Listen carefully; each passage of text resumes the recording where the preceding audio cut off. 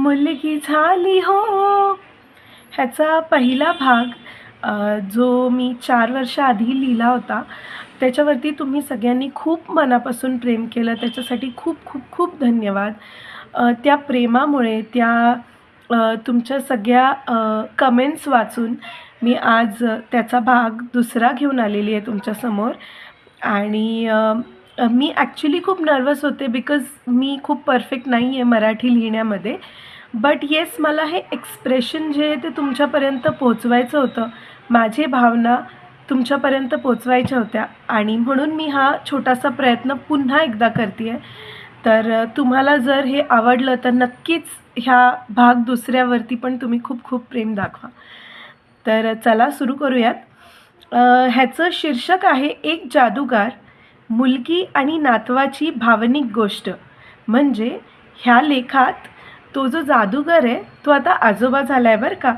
आणि कुठल्या कुठल्या वेगवेगळ्या प्रसंग त्याच्यासमोर येतात आणि तो जादूगार एक आजोबा म्हणून ते कसं हँडल करतो त्याच्याबद्दल मी थोडासा लिहायचा प्रयत्न केलेला आहे.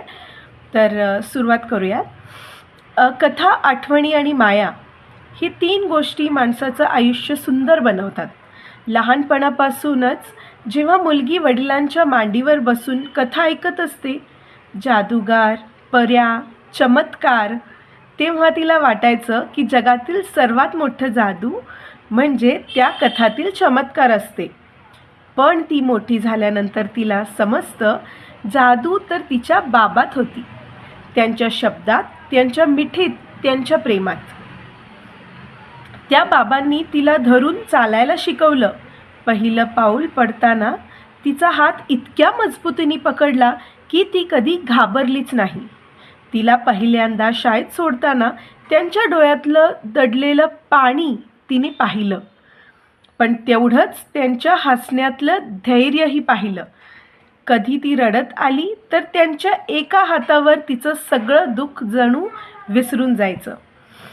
कधी तिने छोट्याशा गोष्टींवर जिद केली तर तेच हात हलके तिला शांत करायचे. कधी तिने एखाद्या छोटा यश मिळवलं तरी ते आनंदाने डोळ्यातलं पाणी पुसत कौतुकच करायचे. अजूनही करतात बरं का. मुलगी मोठी झाली, लग्न झाली, आयुष्य बदललं, पण तिच्या हृदयात बाबांची आठवण कायम पहिल्या जागी राहिली. आणि मग एक दिवस ती स्वतः आई झाली. तिच्या हातात आलं एक छोटं जीव, तिचं जग बदलून टाकणारं. पण जेव्हा तिने तेच बाळ आपल्या वडिलांच्या हातात दिलं, त्या क्षणी तिचं मन भारावून गेलं. वडिलांच्या चेहऱ्यावर एक अनोखी चमक होती. जणू वर्षानुवर्षांची कोमलतेची एक नवी लहर त्यांच्या हृदयातून बाहेर आली होती. त्यांनी नातवाचं छोटंसं बोट धरलं आणि त्या क्षणी त्या मुलीच्या जीवनातील सर्व कथा जणू खऱ्या ठरल्या. कारण तिचा खरा जादूगार तिच्या समोर उभा होता, म्हणजेच आजोबा. आजोबा झालेल्या वडिलांचा प्रेमाचा स्पर्श एक वेगळाच असतो. ते नातवाला उचलताना जरा जपून धरतात, जणू त्यांच्या हातात पुन्हा एकदा त्यांचीच मुलगी आली आहे. ते त्याला झोपवताना पहिल्या वेळेस त्यांनी तिचं रडणं शांत केलं. नातवाच्या डोळ्यात जेव्हा कौतुकाने ते पाहतो तेव्हा त्यांच्या डोळ्यात चमकणारा आनंद शब्दांच्या पलीकडे जातो. हॉस्पिटलमध्ये जेव्हा सगळे लहान बाळाला, त्या जन्मलेल्या बाळाला बघण्यासाठी जातात, तेव्हा हा जादूगार त्यांच्या मुलीकडे पहिल्यांदा जातो आणि मग नातवाकडे जातो. हाच असतो खरा जादूगार. मुलगी हे सगळं पाहते आणि तिचं मन भरून येतं. तिला जाणवतं एवढ्या वर्षात बाबांनी तिच्या प्रेमात एक कणही कमी केलं नाही आणि आजही जे प्रेम त्यांनी तिच्यावर वर्षावलं तेच प्रेम आता ते तिच्या मुलावर पण वर्षावणार आहेत. रात्री कधी नातू रडला तर आजोबा हलक्या आवाजात गाणं गाऊन त्याला शांत करतात. जसं ते तिला लहानपणी गाऊन झोपवायचे, अगदी तसंच. ती स्वतःला विचारते, हे प्रेम कसं असेल, एवढं विशाल, एवढं खोल, की ज्याने पिढ्या जोडल्या, आयुष्य सुंदर केलं आणि घरात एक नवी जादू निर्माण केली. ती एक क्षण शांत बसून पाहते.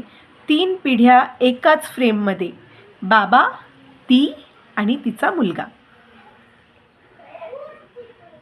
आणि तिच्या मनातून एकच भावना उमटते, मी भाग्यवान आहे, माझ्या मुलाला असे आजोबा मिळाले. अशी ही एका जादूगराची कथा. पण खरी जादू तर प्रेमाची, नात्यांची आणि पिढ्यांना प्रेमाच्या धाग्यांनी जोडणाऱ्या त्या अदृश्य शक्तीची आहे. ही कथा संपत नाही, कारण प्रेमाची जादू कधी संपतच नाही. ती पुढे चालूच राहते. आता पुन्हा नातू मोठा होईल आणि कदाचित एक दिवस तोही सांगेल, माझे आजोबा म्हणजे माझे पहिले जादूगार.